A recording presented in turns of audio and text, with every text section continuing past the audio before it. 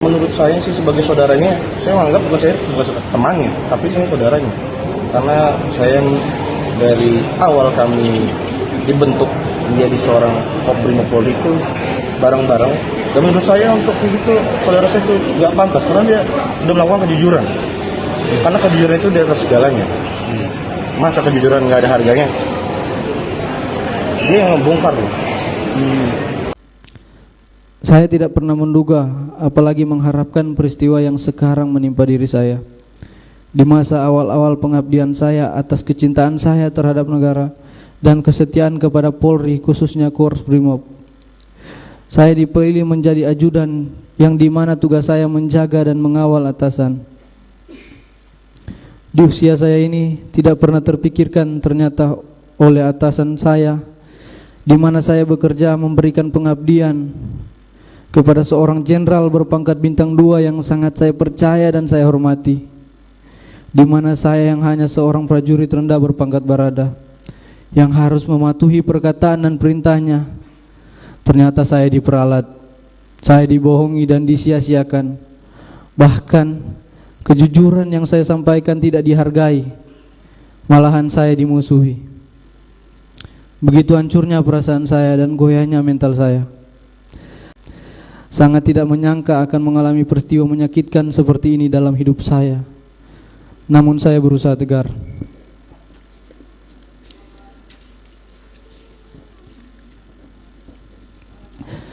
Saya diajarkan dalam kesatuan saya untuk tidak pernah berkhianat, korbankan jiwa raga untuk negara, hanya berserah kepada kehendak Tuhan.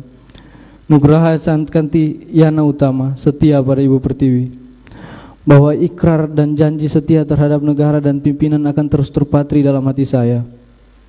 Atas apa yang telah terjadi pada diri saya saat ini menjadi suatu pembelajaran sangat penting dalam kehidupan saya, dalam pendewasaan diri.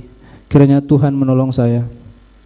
Seandainya Richard Eliezer tetap mengikuti skenario kasus awal Jenderal Verdi Sambo, Richard Eliezer bisa memilih jalan untuk menyelamatkan diri sendiri, cari aman menuju karir gemilang. Dalam konspirasi dan pengabdian total kepada sang jenderal, ia bisa memilih menutup mata, membohongi hati nuraninya sendiri, nurani publik, menutup rapat kejahatan kemanusiaan yang paling keji dan busuk. Jika jalan itu yang dia pilih, bisa dibayangkan peristiwa ini akan menjadi kasus pembunuhan yang tidak terungkap, dark number, hilang dari pengamatan publik sama seperti kasus kejahatan besar lainnya, tertutup rapat. Namun Richard Eliezer memutuskan menempuh jalan terjal keadilan, mengungkap kebenaran dan keadilan. Ia mempertaruhkan keselamatan diri, membangun keberanian dalam dirinya yang rapuh sebagai anggota Polri dengan pangkat paling rendah, berhadapan dengan sang jenderal. Dengan lantang ia menyuarakan kebenaran, membongkar kebohongan, disaksikan berjuta pasang mata dan para hakim yang mulia penjaga gerbang keadilan di dunia ini. Masyarakat sudah lama dahaga akan kejujuran dan keadilan di Republik ini. Terdakwa dielulukan para pencari keadilan. Richard Eliezer adalah kita, berjuang memadukan kehidupan sebelum dan sesudah peristiwa penembakan almarhum Brigadir Nofriansah Yosua Huta Barat.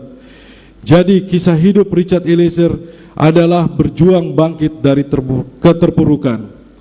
Ia adalah anak muda jujur yang tidak berada di dalam ruang kosong.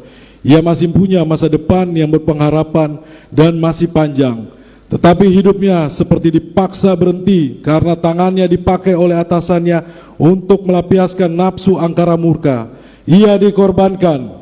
Richard Eliezer ibarat lilin kecil yang tidak ada harganya tetapi menerangi.